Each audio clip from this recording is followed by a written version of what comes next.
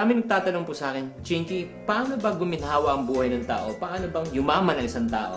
Everybody wants to become a millionaire. Ang sinasabi ko parati, ang pagyaman ng isang tao ay hindi po nag-uumpisa kung anong laman ng kanyang bulsa, kundi kung ano ang laman ng kanyang isipan. I'd like to share to you a simple formula that can really help you on how to become wealthy. Let's start with this. Mindset plus action equivalent to what we call as result. Ulitin po natin.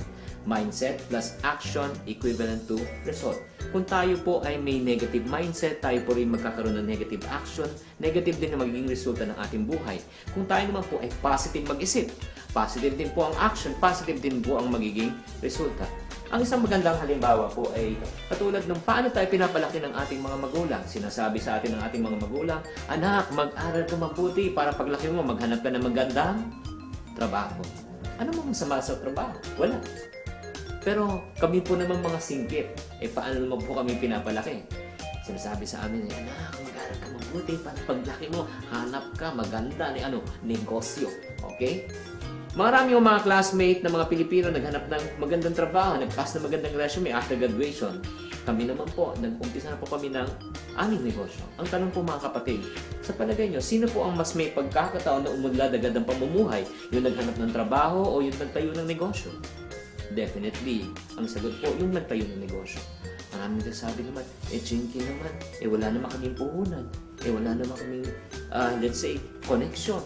Pero sabihin ko sa inyo, ano pinagkaiba po namin? Pareho po kami ng paaralan, pareho namin pagkakataon. Ang pinagkaiba po, kung ano po ang mindset ng magulang sa kanyang anak. Ganun po kapangyarihan yung mindset.